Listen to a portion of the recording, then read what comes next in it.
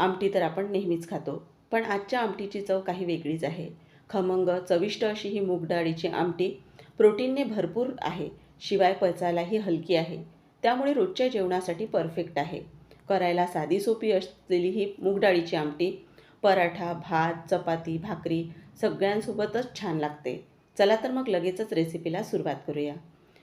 तर सर्वात आधी इथे कुकरमध्ये आपण पाऊण वाटी मुगाची डाळ घेतलेली आहे. तुम्ही पातेल्यामध्ये ही डाळ शिजायला घालू शकता, पण घाईच्या वेळी इथे कुकरचा वापर मी करते. तर त्यासाठी मी इथे कुकरमध्येच ही डाळ शिजवणार आहे. डाळीमध्ये सुरुवातीला पाणी घालून घेतलं. हाताने डाळ अशी चोळून धुवून घ्यायची आहे.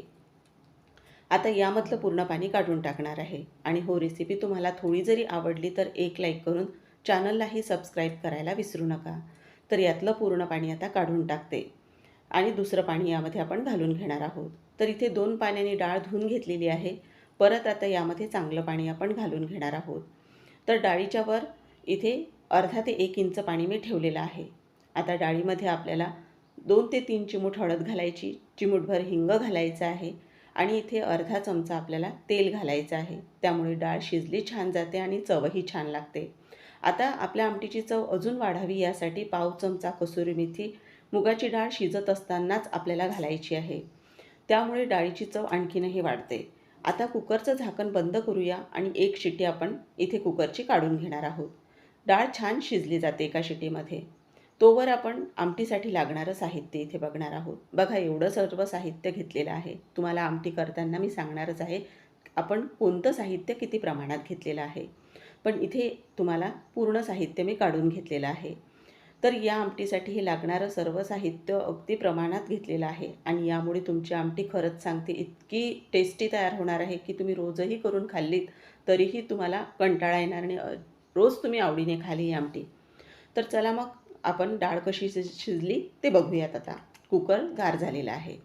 तर आता कुकर उघडून दाखवते तुम्हाला. तर इथे बघू शकता डाळ छान शिजलेली आहे आणि पाणीही अगदी प्रमाणात आपण घातलेलं होतं. तर ही डाळ नुसतं तुम्ही चमच्यानेही घोटून घेतली तरीही चालेल, पण माझी इथं अशी व्यवस्थित घोटलेली डाळच आवडते. त्यामुळे मी रवीनेही व्यवस्थित अशी डाळ घोटून घेते. फार जास्त नाही घोटायची, फक्त हलकीशी आपल्याला एकसारखी करून घ्यायची आहे. तर इथे एकसारखी डाळ केलेली आहे, पण तरीही अजून यामध्ये डाळ दिसत आहे आपल्याला. तर चमच्याने तुम्हाला दाखवते मी. आपल्याला डाळ या पद्धतीने शिजवायची आहे. तर इथे बघू शकता तुम्ही.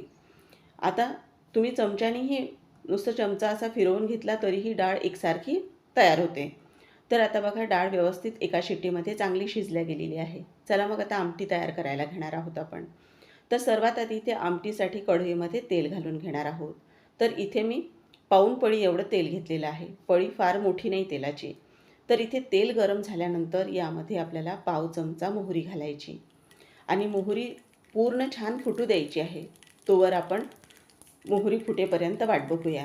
त्यानंतर इथे पाव चमचा आपल्याला जिरे घालायचे आहेत. जिरेही छान फुलू द्यायचं आहे. आता यामध्ये आपल्याला पाव चमचा जाडसर कुटलेले धने घालायचे आहेत. यामुळे आमटीला छान चव येते. एकदा घालून बघा तुम्ही. आता धनेही छान तेलामध्ये परतून झालेले आहेत. आता आपल्याला यामध्ये कांदा घालायचा आहे. तर एक मध्यम आकाराचा कांदा इथे बारीक चिरून घेतलेला आहे, तो घातलेला आहे.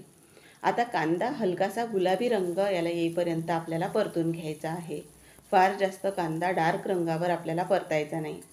तर इथे आता कांदा चमच्याने व्यवस्थित असा मी मोकळा करून घेतलेला आहे.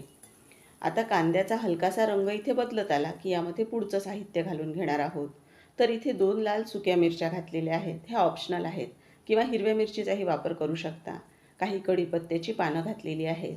आता मिरची आणि कढीपत्त्याची पानं तेलामध्ये हलकीशी आपण परतून घेणार आहोत.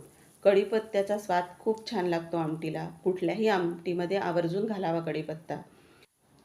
आता यामध्ये किसलेलं आपल्याला सुकं खोबरं घालायचं आहे. तर ते इथे चमचाभर घातलेलं आहे. कुठल्याही आमटीमध्ये एकदा घालून बघा, यानेही चव छान लागते आमटीला. आणि चमचाभर इथे आपण जाडसर असं कुटलेलं आलं लसूण घातलेलं आहे. 7 ते 8 लसूण पाकळ्या आणि अर्धा इंच आलं मी घेतलेलं होतं. आता ते सुद्धा तेलामध्ये चांगलं परतून घ्यायचं आहे आपल्याला. आता हे सर्व साहित्य छान आपलं परतून झालं की मग यामध्ये आपण कोरडे मसाले घालणार आहोत. कोरडे मसालेही तुम्हाला मी दाखवलेले आहेत, पण तरी एकदा प्रमाणात सांगते. तर इथे सर्व साहित्य परतून झाल्यानंतर बघा, आता आपल्याला टोमॅटो घालायचा आहे आधी.